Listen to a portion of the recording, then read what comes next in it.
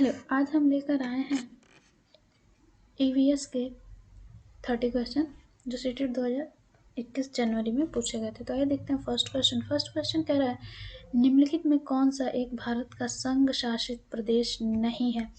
तो इसमें ध्यान दीजिए कि नहीं है पूछा है, तो संघ शासित प्रदेश नहीं है पूछा है, तो इसमें क्या है, लद्दाख अभी बना है ना संघ शासित प्रदेश, तो ये तो हो जाएगा।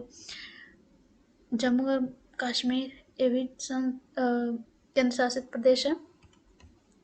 नेक्स्ट है मणिपुर क्या है, केंद्र शासित प्रदेश नहीं है, इसका आंसर सही हो जाएगा मणिपुर।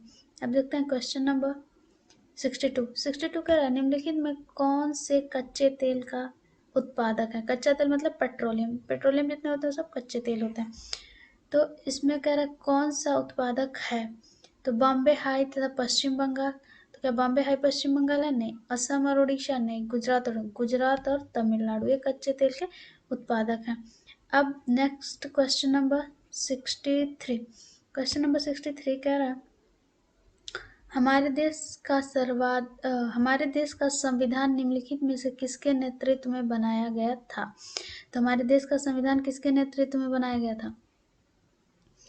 हमारे देश का संविधान बनाया गया था भीमराव अंबेडकर, डॉक्टर भीमराव अंबेडकर के नेतृत्व में। फिर कह रहा है क्वेश्चन नंबर 64 कह रहा है एक पौधे के लिए किए जाने वाली नीचे दी गई कार्यों पर विचार कीजिए। पौधा जो काम करता है उसके बारे में।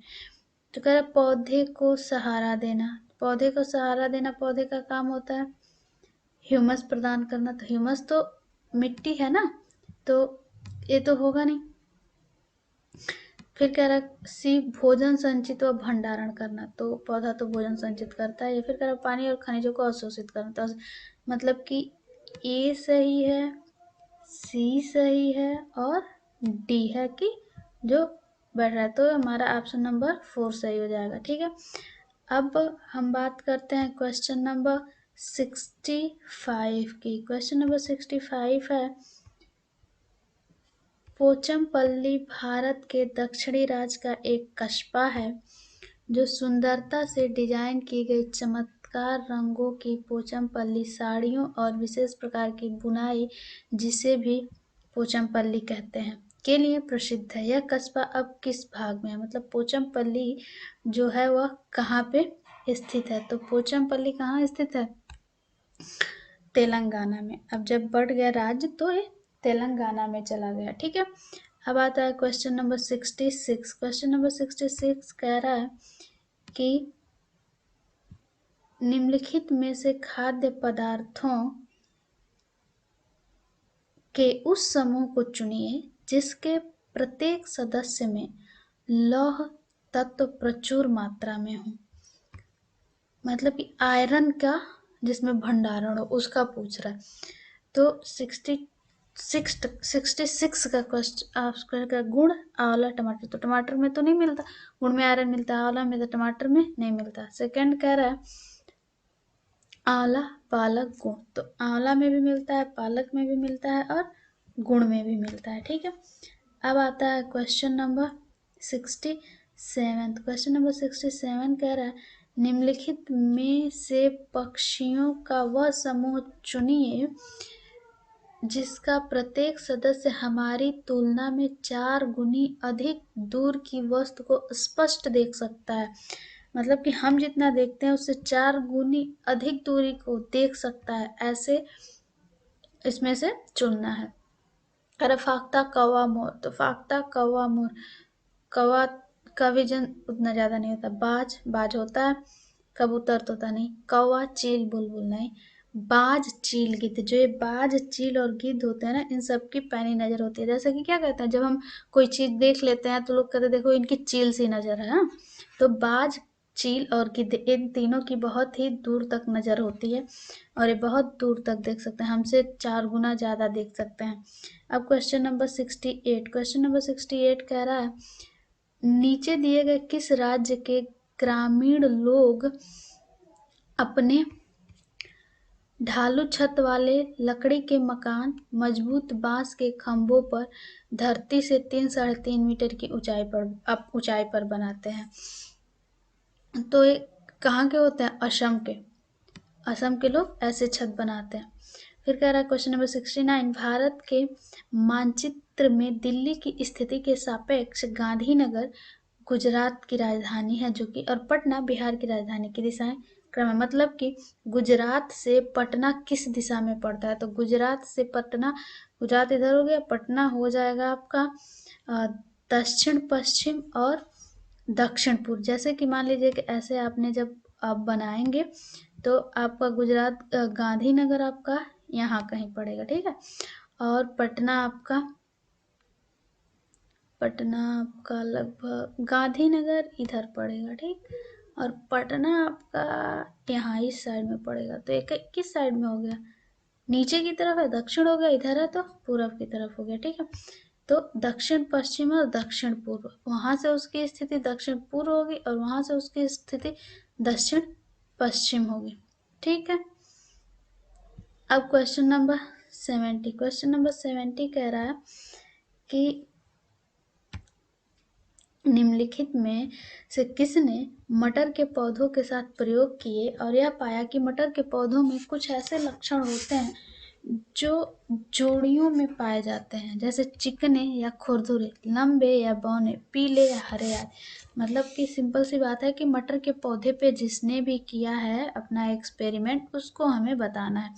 तो मटर के पौधे पे एक्सपेरिमेंट किया था ग्रॉगर जॉन मेंडल ने। आप ये 9th से पढ़ते हुए, 9th क्या 8th 9th में ही पढ़ते हुए आ रहे हैं। चार्जर जॉन मेंडल ने क्या किया, मटर के पौधे पर अपना एक्सपेरिमेंट किया था। अब आता है क्वेश्चन नंबर 71। क्वेश्चन नंबर 71 कह रहा है निम्नलिखित में कौन सा एनसीएफ 2005 के अनुसार ईवीएस पाठ्यक्रम में सुझाए गए 6 विषयों में से एक है। मतलब एनसीएफ 2005 में जो ईवीएस के पाठ्यक्रम में सुझाया गया उसमें से एक कौन सा है, तो ये हो जाएगा चीजें जो हम बनाते हैं और करते हैं। मतलब कि जब आप देखेंगे बुक तो ईवीएस के लिए एक ऐसा होगा उसमें पाठ्यक्रम, बुक का नाम ही है शायद। फिर आता है क्वेश्चन नंबर 72। क्वेश्चन नंबर 72 कह रहा है उपाख्यान अभिलेख में क्या नहीं दर्ज करना चाहिए। अच्छा, एनेक्डोटल की बात कर रहा है। कह रहा है मुख्य रूप से समस्याग्रस्त स्थितियों की पहचान करना, निर्णय वाले कथनों को लिखना, मजबूतियों और कमजोरियों की पहचान करना, बच्चों की रुचियों और संबंधों आदि की पहचान करना। तो इसमें हमारा नहीं दर्ज करना चाहिए ना, तो समस्याग्रस्त स्थितियों की पहचान करना, निर्णय वाले कथनों को नहीं, हाँ ये चीज हो जाएगा ए और बी। ये चीजें एनेक्डोटल में नहीं लिखी जानी चाहिए। अब आता है क्वेश्चन नंबर 73। क्वेश्चन नंबर 73 कह रहा है आप एक एकीकृत ईवीएस कक्षा के लिए कैसे योजना बनाएंगे। इंटीग्रेटेड है ना, हाँ, इंटीग्रेटेड के लिए कैसे योजना बनाएंगे।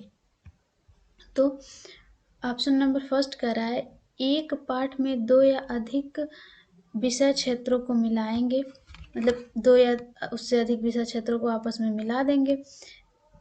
फिर कह रहा है कि अलग योजनाओं के सभी विषयों को अलग अलग रखेंगे, मतलब अलग अलग योजनाएं बनाएंगे। फिर कह रहा है विज्ञान और सामाजिक विज्ञान के अलग अध्यापकों का प्रबंध करेंगे। फिर कह रहा है पर्यावरण विज्ञान के लिए अलग अध्यापक का प्रबंधन करेंगे। तो हम क्या पढ़ें कि किसी चीज़ों को हम एक चीज़ को दूसरे चीज़ से जोड़ के बताएंगे तो बच्चा अच्छे से समझ पाएगा। तो इसमें क्या होगा, एक पाठ में 2 या अधिक विषय के क्षेत्रों को मिलाएंगे। जैसे कि जब हम ईवीएस पढ़ा रहे हैं तो साइंस में, ईवीएस में जब हम प्रदूषण पढ़ा रहे हैं तो साइंस के जो गैसेस हैं हम बता देंगे ना कि ये गैसेस होती हैं जिनसे प्रदूषण होता है, ये गैसेस होती है, ये चीज़ें होती है। तो 2 या उससे अधिक विषयों को जब हम मिला के पढ़ाएंगे तो बच्चे समायोजन करना सीखेंगे और उस चीज को और बेहतर सीख पाएंगे। अब आता है क्वेश्चन नंबर 74। क्वेश्चन नंबर 74 कह रहा है पुनीत ने अपनी कक्षा 5 के शिक्षार्थियों को मानव शरीर की रूपरेखा दी और उन्हें भोजन विषय पढ़ाने के लिए पाचन तंत्र बनाने को कहा। मतलब उन्होंने क्या किया कि मानव शरीर का एक रूपरेखा दे दिया, मतलब मानव शरीर का स्ट्रक्चर दे दिया, ऐसे, और उसमें से कहा जैसे ऐसे आता है ना स्ट्रक्चर, तो ऐसे स्ट्रक्चर बना दिया और कहा कि इसमें हमें आप क्या बनाइए कि पाचन तंत्र कहाँ है। ठीक है, तो अब बच्चे क्या करेंगे, इसमें पाचन तंत्र बनाएंगे।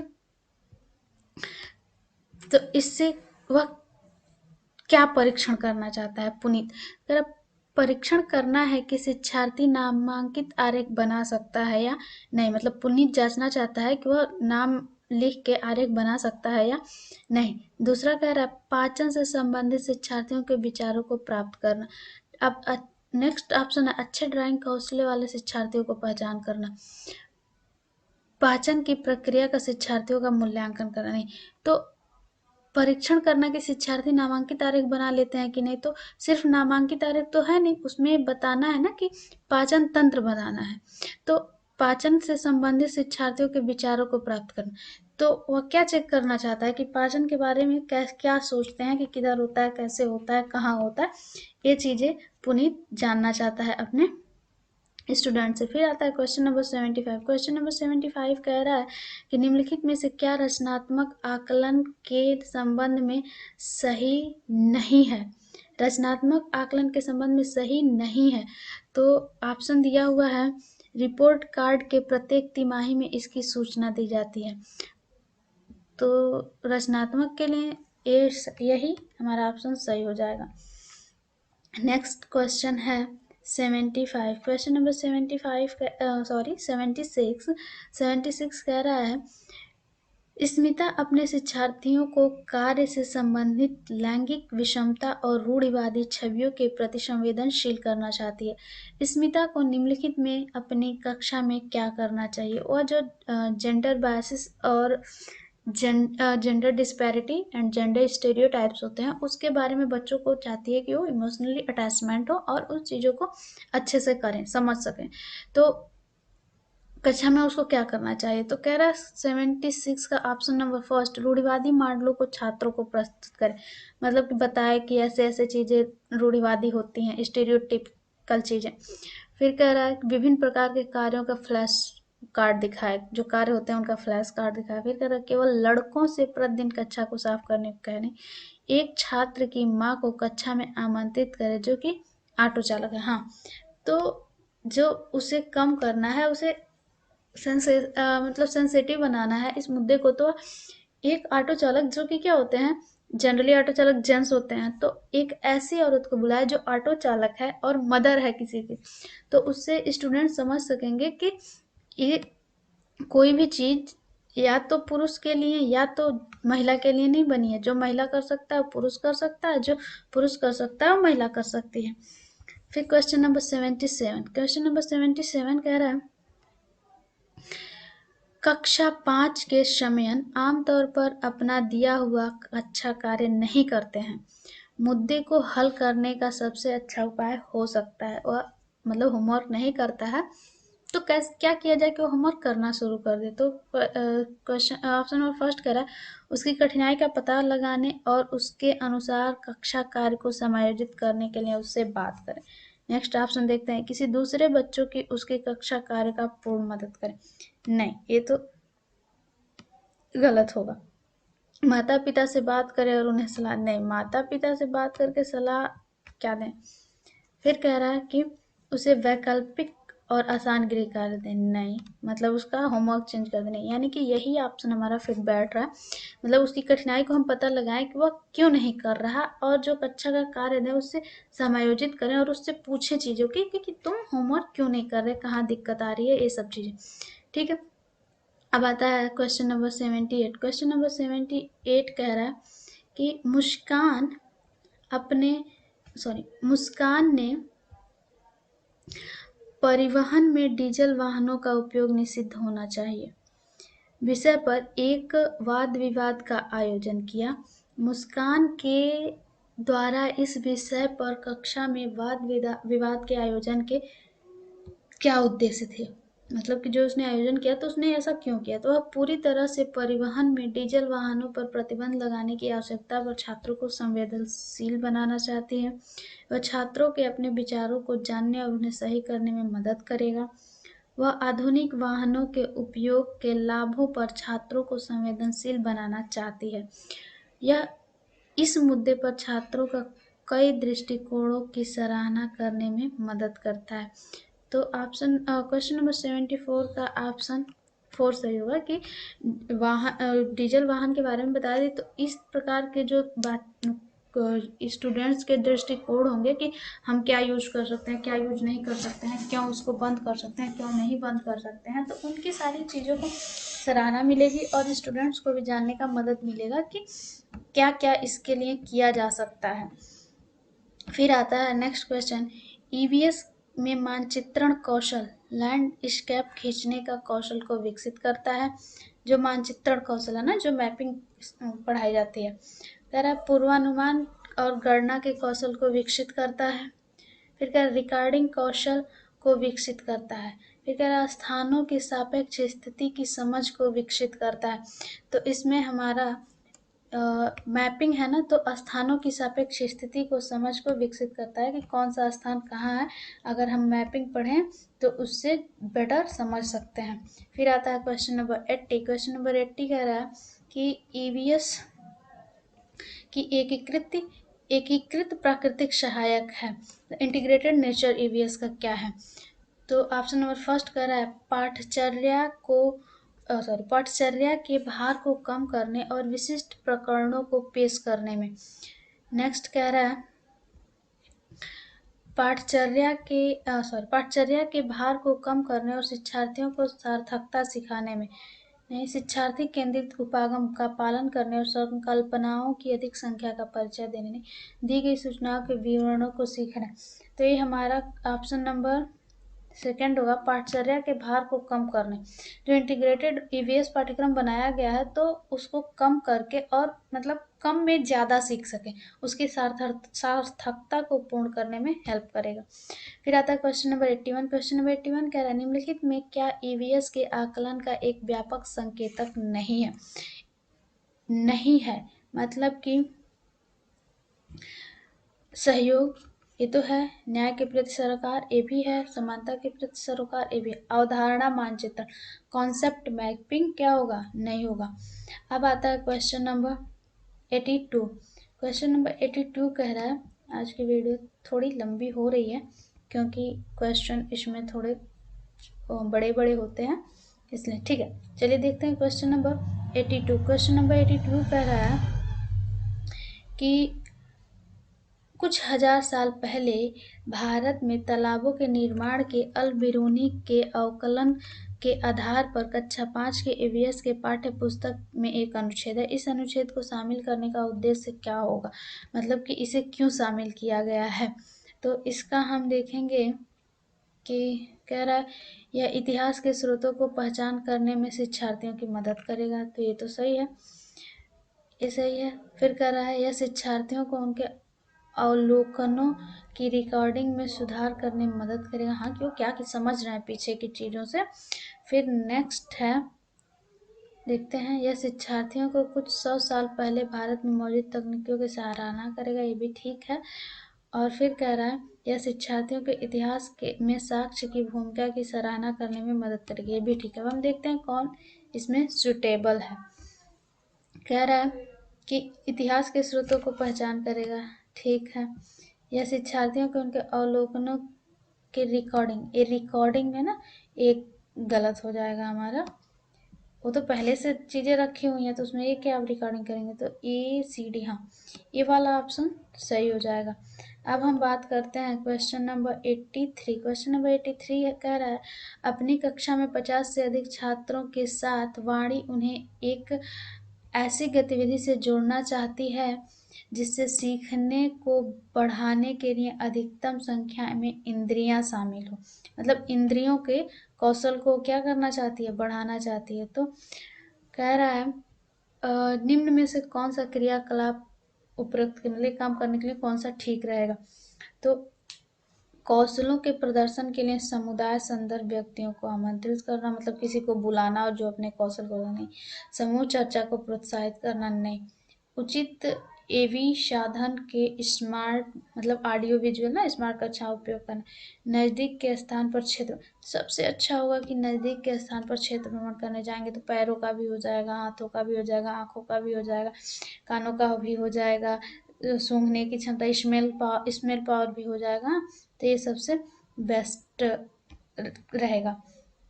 अब नेक्स्ट कह रहा है 84 कह रहा है इकरा अपने शिक्षार्थियों को ईवीएस में समाचार पत्रों और पत्रिकाओं को पढ़ने के लिए क्यों प्रोत्साहित करती है।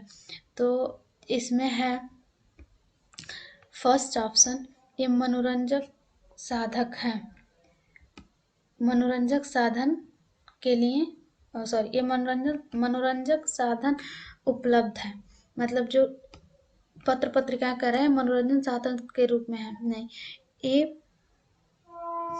शिक्षार्थियों को अपने संसार से जुड़ने में सहायता करती है। तो ये वाला बेटर, नेक्स्ट भी देख लेते हैं, शिक्षार्थियों को स्वतंत्र बनाने में सहायता करती है, नहीं, ये वाला ऑप्शन हमारा सही हो जाएगा, ऑप्शन नंबर 2। अब क्वेश्चन नंबर 85 हम देखें, पर्यावरण अध्ययन में प्रश्न करने की एक युक्ति के रूप में उपयोग किया जाता है, मतलब प्रश्न पूछा जाता है। तो इसका होगा कक्षा में जिज्ञासा बढ़ाने के लिए, ठीक है। जिज्ञासा बढ़ाने के लिए हम इस टीचर्स क्या करते हैं कि क्वेश्चन पूछते हैं बच्चों से क्लास में। अब क्वेश्चन नंबर 86 कह रहा है, नीचे दिए गए कौन से एक राज्य में तुरंग का अर्थ जंगल है।